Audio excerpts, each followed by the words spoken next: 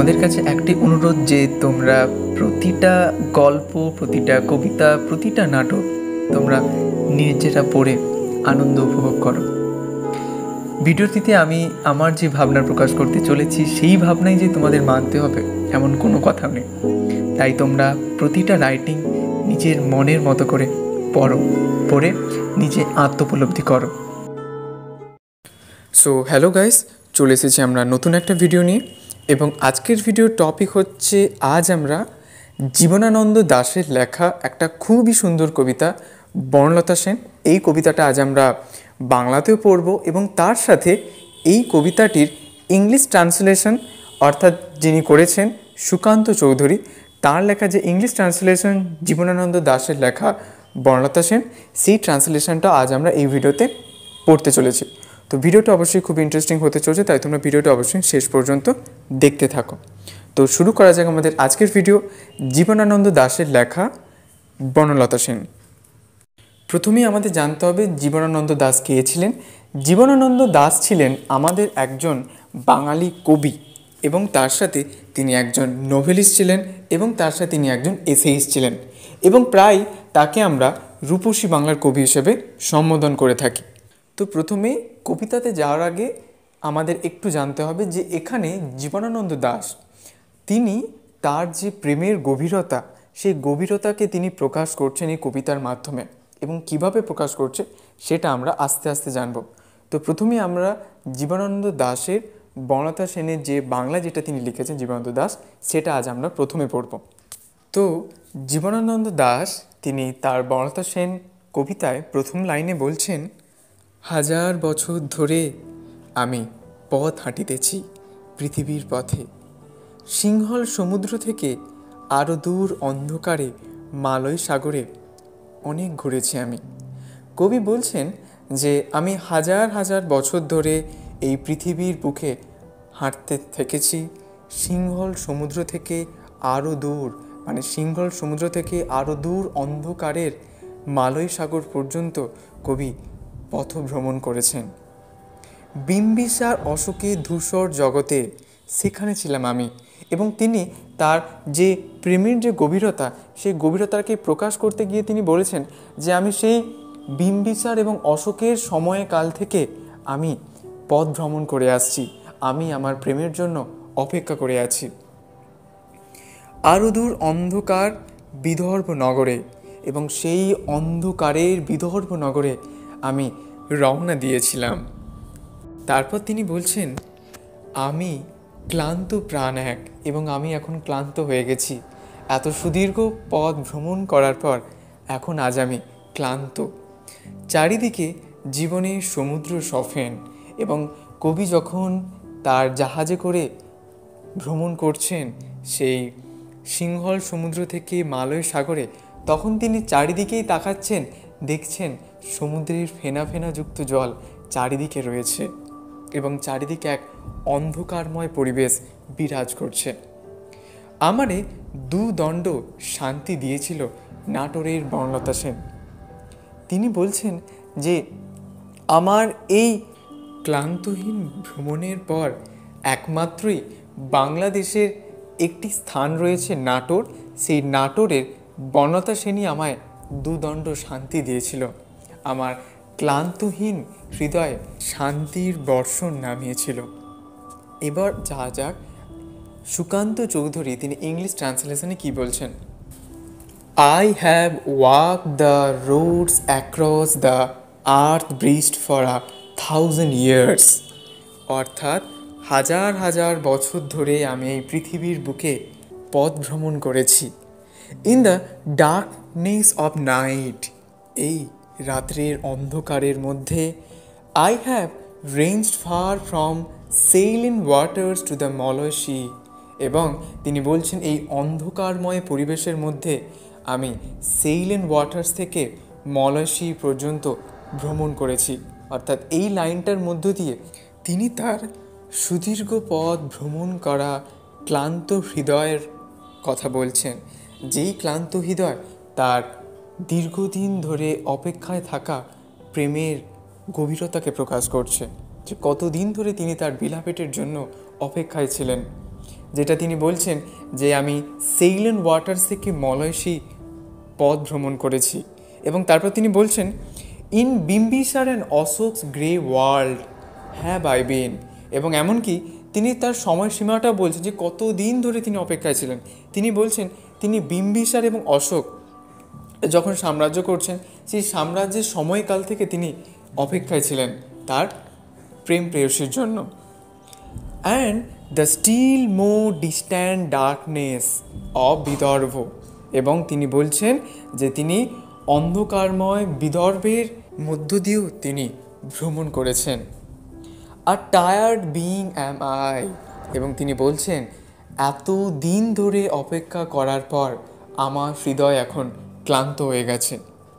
Round me lives ফোমিং সিজ। অর্থাৎ কবি বলছেন তিনি যখন সমুদ্রপথে যাত্রা করছিলেন তখন এই রাত্রির অন্ধকারের মধ্যে তিনি যেদিকেই তাকান সেদিকেই যেন সমুদ্রের ফেনা ফেনা যুক্ত জল তাকে ঘিরে রয়েছে।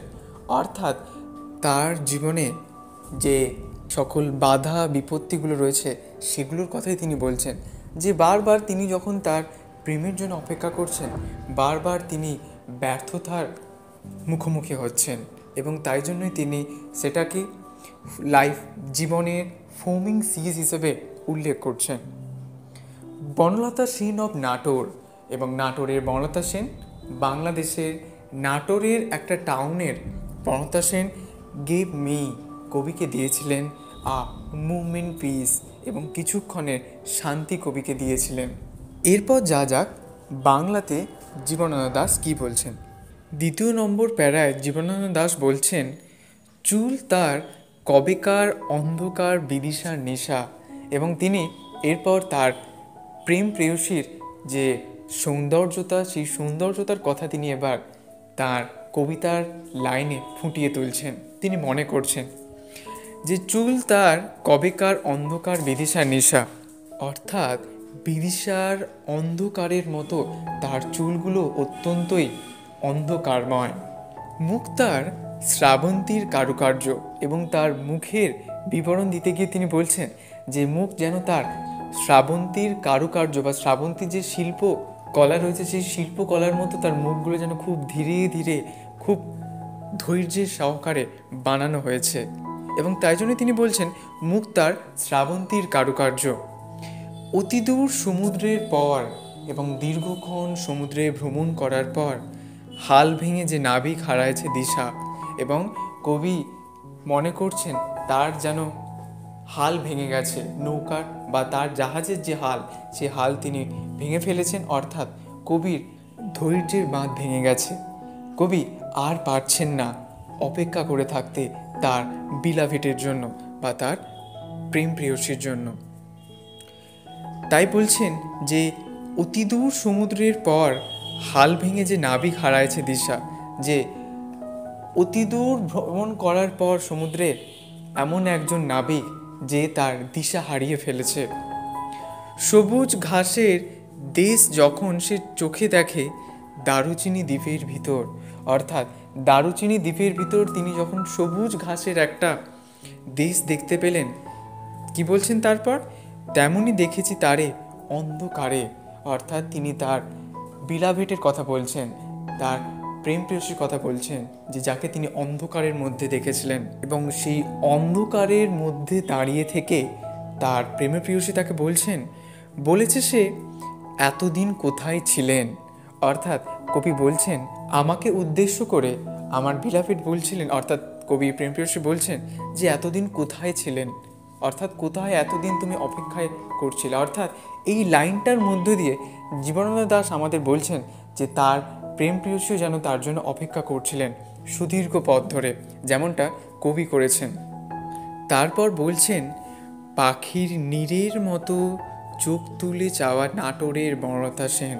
এবং কবি তার বনলতা সেনের চোখগুলোর কথা বলছেন, যেই চোখগুলো যখন পাখিরা তারা বাসায় ফিরে যেয়ে ঘুমিয়ে পড়ে, বিশ্রাম নেয়, তখন একটা শান্তির পরিবেশ তাদের মনের অভ্যন্তরে প্রবেশ করে। তেমনটাই বনলতা সেন অর্থাৎ নাটোরের বনলতা সেনের চোখগুলো যেন অত্যন্তই শান্ত এবং কোমলের প্রতীক।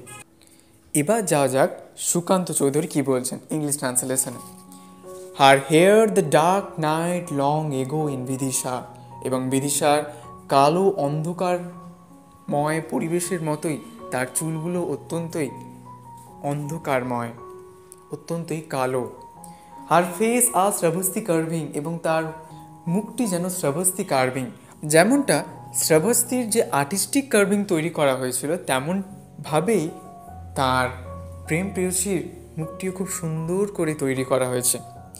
বিয়ন্ড দ্য ফারদে সিজ, এবং সুদীর্ঘ পথ সমুদ্রে ভ্রমণ করার পর, অ্যাজ হোয়েন আ সেলার, যখন একজন নাবিক, হেল্প ব্রোকেন, হেল্প মানে হাল, তার হালটা ভেঙে ফেলেছেন, অর্থাৎ তিনি ধৈর্যের বাঁধ ভেঙে ফেলেছেন। হিজ বিয়ারিংস লস্ট, এবং তিনি তার দিশা হারিয়ে ফেলেছেন, তিনি তার কোথায় যাবেন, তার যে উদ্দেশ্য কী ছিল, সে সব কিছু যেন হারিয়ে ফেলেছেন তিনি। A grassy green plain set in a cinnamon island sees, এবং একটা দারুচিনি দ্বীপের মধ্যে সবুজ মাঠ যেমন দেখতে পাওয়া যায়, আই স হার, এবং আমি তাকে দেখেছিলাম থ্রু দ্য ডার্কনেস, অন্ধকারের মধ্যে তাকে আমি দেখেছিলাম। সি আস্কড, এবং তিনি আমায় জিজ্ঞেস করছিলেন, ওয়্যার ইউ সো লং, এবং তুমি এতদিন কোথায় ছিলে। তারপর তিনি বলছেন, রেজিং হার আইজ লাইক বার্ডস নেস্ট, এবং তার চোখগুলোর কথা বলতে গিয়ে তিনি বলছেন, raising her eyes like birds nest Banalata Sen of Natore, এবং নাটোরের বনলতা সেনের চোখগুলো যেমনটা একটা পাখি বাসায় চলে যাওয়ার পর যেমন বিশ্রাম নেয়, একটা শান্তির পরিবেশ তার মনের মধ্যে প্রবেশ করে, তেমনইভাবে বনলতা সেনের চোখগুলিও যেন অত্যন্ত শান্ত এবং কোমল। এরপর লাস্ট স্ট্যাঞ্জায় যাওয়া যাক, জীবনানন্দ দাশ কী বলছেন। লাস্ট স্ট্যাঞ্জায় তিনি বলছেন, সমস্ত দিনের শেষে শিশিরের শব্দের মতন সন্ধ্যা আসে, এবং তিনি বলছেন যে এত দিন অপেক্ষা করার পর, এত ভ্রমণ করার পর জীবনের শেষ পাতায় যখন এসে পৌঁছেছি, তখন সন্ধ্যা, অর্থাৎ যেন জীবনের শেষ পর্যায় বা শেষ পাতা যেন হঠাৎই শিশিরের মতন নেমে পড়ে, যেমনটা একটা সন্ধ্যা নেমে আসে।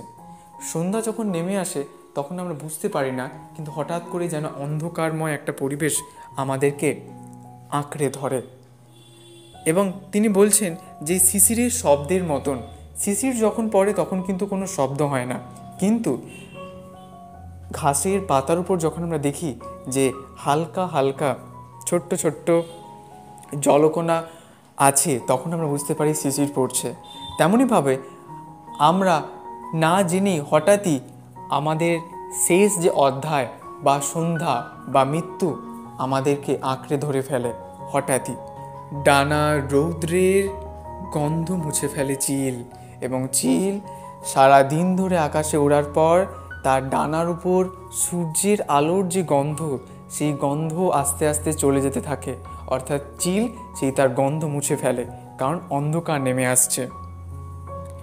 পৃথিবীর সব রং মুছে গেলে পাণ্ডুলিপি করে আয়োজন, এবং পৃথিবীর এই যে সৌন্দর্যতা বা এই যে রঙিন যে পৃথিবী, এই রঙিন পৃথিবী আস্তে আস্তে হারিয়ে যাবে, এবং সেই হারানো যাওয়া গল্পই কে বলবে? পাণ্ডুলিপি বলবে। সেই পাণ্ডুলিপি আমাদেরকে সেই রঙিন পৃথিবীর কথা বলবে এক সময়। তখন গল্পের তরে জোনাকির রঙে ঝিলমিল, এবং কবি বলছেন যে এই অন্ধকারের মধ্যে মাঝে মাঝে জোনাকির যে ঝিকিমিকি আলো, সেই ঝিকিমিকি আলো এক গভীর শান্তি ডেকে আনবে, অর্থাৎ এক প্রকার একটা আলোর একটা বিচ্ছুরণ দেখা যাবে জোনাকির ওই ঝিকিমিকির মধ্যে। সব পাখি ঘরে আসে, সব নদী ফুরায় এ জীবনের সব লেনদেন। কবি বলছেন যেমনটা একটা দিনের শেষে পাখি যেমন তার বাসায় ফেরে, তেমনইভাবে সব নদী তাকে বাধ্যবশত সমুদ্রে মিশে যেতেই হয়। তেমনইভাবে তিনি বলছেন যে জীবনের সারা জীবন ধরে যা লেনদেন, যা সম্পর্ক, যা কিছু ছিল, সে সব আজ শেষ পাতায় শেষ হতে চলেছে। এবং তিনি লাস্ট তার মনের যে ক্ষোভ, সেই ক্ষোভটাকে প্রকাশ করতে তিনি বলছেন, থাকে শুধু অন্ধকার মুখোমুখি বসিবার বনলতা সেন, এবং তিনি চাচ্ছেন শেষবারের মতো বনলতা সেনের পাশে তিনি বসবেন এবং শেষবারের মতো তিনি তার হারানো প্রেমকে পুনরায় অনুভব করবেন শেষবারের মতো। এই ছিল জীবনানন্দ দাশের থার্ড স্ট্যান্জা। এবার যা যাক সুকান্ত চৌধুরী কী বলছেন তার English ট্রান্সলেশনে। At the end of all the days, dusk comes like the sound of dew. এবং কবি বলছেন যে দিনের শেষে যেমনটা করে সন্ধ্যা নামে শিশিরের শব্দের মতন, তেমনইভাবে জীবনের শেষ অধ্যায় আমাদের জন্য অপেক্ষা করছে। The kite wipes off the scent of sunlight from its wings. এবং পাখি যেমনভাবে তার সূর্যের যে আলো, সেই আলোর যে গন্ধ তার ডানা থেকে মুছে ফেলে, তেমনইভাবে আমাদের জীবনের এই যে যাত্রাপথ, এই যাত্রাপথ আমাদেরকেও এই পৃথিবীতে ছেড়ে চলে যেতে হবে। The earth's colours all quenched. এবং পৃথিবীর এই যে রঙিন আলো, এই সবগুলোই আস্তে আস্তে হারিয়ে যাবে। The manuscript prepares to tell its stories.